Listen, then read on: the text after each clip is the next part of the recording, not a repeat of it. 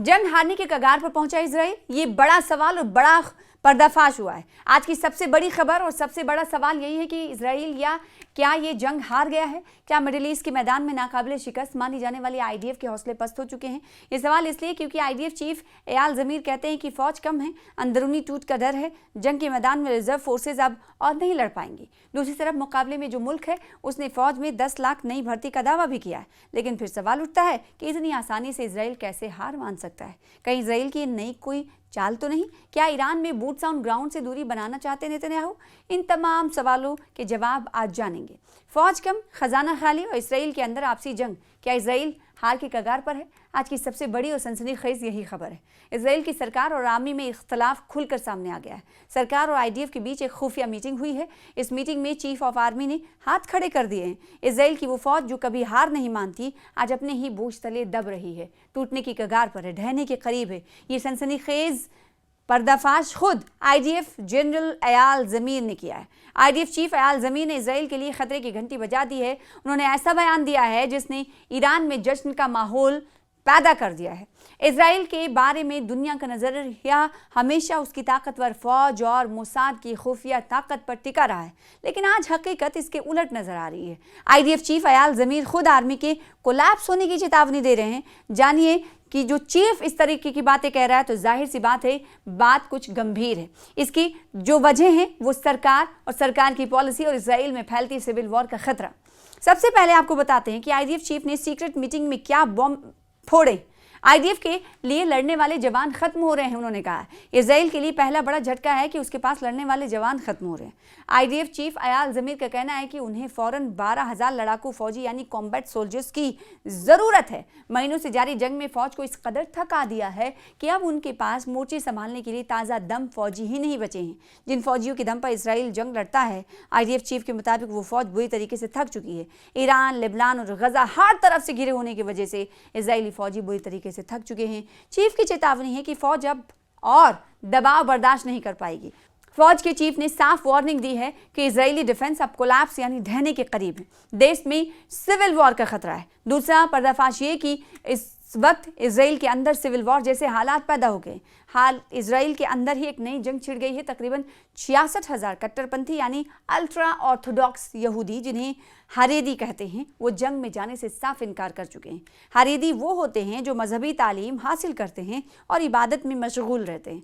आपने अक्सर काले कपड़ों और लंबी दाढ़ी में जिन यहूदियों को देखा है वो हरेदी होते हैं। आम इजरायली पूछ रहा है कि जान हम दें और ये घर बैठे इबादत करें। इस भेदभाव ने इजरायली समाज को 2 हिस्सों में बांट दिया है, जिसके लिए आईडीएफ चीफ ने कहा है कि अल्ट्रा ऑर्थोडॉक्स यहूदियों को भी फौजी सर्विसेज के लिए कानून बनाया जाए। अभी हर इजरायली को कम से कम 3 साल के लिए फौज की खिदमत अंजाम देनी होती है, लेकिन हरीदी पर यह कानून लागू नहीं होता, उन्हें ये छूट मिली हुई है। और दूसरी तरफ ये है कि जो सबसे कड़वी हकीकत है कि देश का खजाना खाली हो रहा है। ये एक इजराइल का पैसा खत्म हो रहा है। इजराइल को इस जंग पर रोजाना 2,500 करोड़ रुपए से ज़्यादा का खर्च आ रहा है। इसके अलावा लाखों दुकानदार, इंजीनियर और मजदूर अपने काम छोड़कर बॉर्डर पर बंदूक थामे खड़े हैं।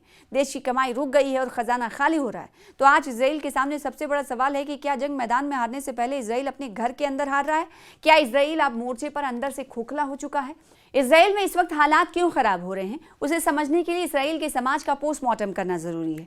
इजराइल के यहूदी समाज को समझना बहुत जरूरी है, क्योंकि आज की जंग और आईडीएफ चीफ एयाल ज़मीर के बयान के पीछे यही असली वजह है। इसे आसानी से समझने के लिए इजराइल के समाज को पहले 2 तरह से बांट कर समझते हैं, एक मजहबी और दूसरा नस्ली। पहले हम इन मजहबी ग्रुप्स को समझते हैं। इजराइल में मजहब को मानने वाले 4 बड़े ग्रुप्स हैं और यही सबसे बड़ा झगड़ा है। इजराइल के अंदर पहला ग्रुप हरेदी यानी अल्ट्रा ऑर्थोडॉक्स, यानी ये सबसे कट्टरपंथी यहूदी है। ये इजराइल का प्रिविलेज्ड ग्रुप है। ये कुल आबादी का लगभग 13% है। जहां एक आम यहूदी 3 साल तक फौज में जान हथेली पर रखकर लड़ता है, वहीं इन्हें सरकार से वजीफा यानी स्टाइपेंड मिलता है और ये पूरी तरह मजहबी पढ़ाई में डूबे रहते हैं। यही वो 66,000 जवान हैं जो फौज में जाने से मना कर रहे हैं और जिनके लिए नए कानून की मांग कर रहे हैं। दूसरा ग्रुप है दती रिलीजियस ज्यूनिस्ट होते हैं, ये मजहब को भी मानते हैं और इसराइल की सियासत और फौज में भी बढ़ चढ़ कर हिस्सा लेते हैं। ये समझ लीजिए कि ये मजहबी नेशनलिस्ट यानी राष्ट्रवादी हैं। और तीसरा ग्रुप है मसोरती। ये थोड़े सॉफ्ट और लिबरल किस्म के लोग होते हैं, यानी बीच के लोग। ये पूरी तरह से कट्टर नहीं, लेकिन जो रिलीजियस एक्टिविटीज़ या फेस्टिवल्स होते हैं, सबत हो, हर सैटरडे को मनाते हैं, उसे लेकर काफ़ी संजीदा होते हैं। और चौथा ग्रुप कहलाता है हिलोनी। ये मॉडर्न और दुनियावी लोग हैं। ये मजहब को निजी मामला मानते हैं और इजराइल की इकोनॉमी और फौज में ज़्यादातर ये हिलोनी ग्रुप ही शामिल है। और इस वक्त यही लोग हरेदी यहूदियों से नाराज़ हैं। अब बात करते हैं इजराइल के उस समाज की जो नस्ल या एथनिसिटी की बुनियाद पर बटे हुए हैं। 1947 के बाद जब इजराइल स्टेट बना तो पूरी दुनिया से यहूदी यहाँ आकर बसने लगे और इनकी अपनी अपनी नस्लें और वही उनकी पहचान।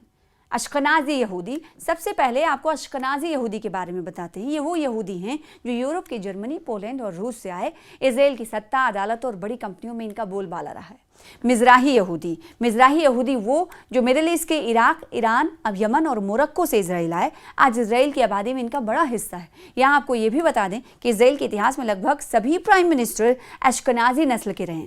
मिज़राही यहूदियों को अक्सर गरीब बस्तियों में रखा गया और अब मिज़राही यहूदियों का गुस्सा फूट रहा है।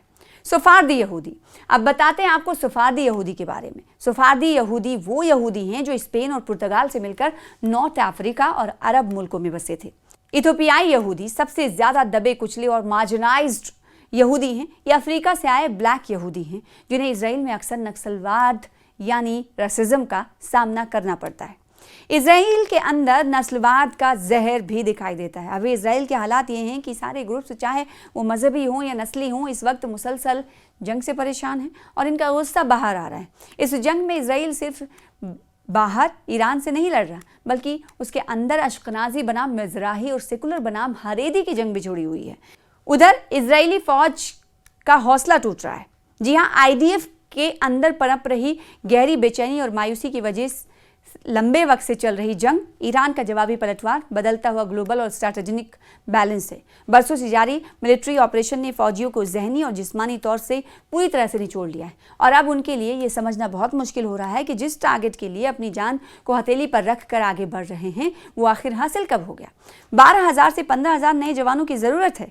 जी हाँ, ये बड़ा आपको बताएं मैन पावर को लेकर, सोल्जर्स के मैन पावर को लेकर बड़ा पर्दाफाश हुआ है और ये आर्मी चीफ ने किया है और शदीद बहरान है। यानी लड़ने के लिए इजराइल के पास फौजियों की तादाद कम पड़ गई।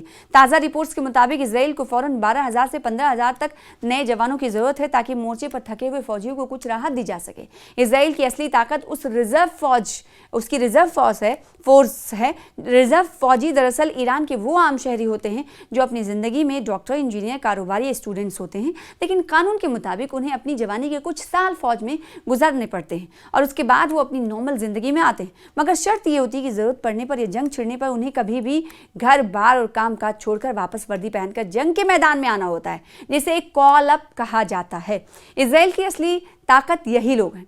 आलम यह है कि ये रिजर्व फौजी पिछले 1.5 साल से लगातार जंग के मैदान में फंसे हुए हैं और उन्हें साल में 150 से 190 दिन तक वर्दी पहनकर मोर्चे पर लड़ना पड़ रहा है, जिसकी वजह से उनका जहनी तवाजुन बिगड़ रहा है और उनके घर और कारोबार बुरी तरह से बर्बाद हो रहे हैं। रिजर्व सोल्जर्स की इस थकान और बर्नआउट ने इजरायली सरकार की नींद उड़ा दी है, क्योंकि अब ये फौजी लंबे ब्रेक की मांग कर रहे हैं और फौज के पास उनकी जगह लेने के लिए नए जवान मौजूद नहीं है। इसीलिए कहा जा रहा है कि इस वक्त फूट पड़ने के आसार।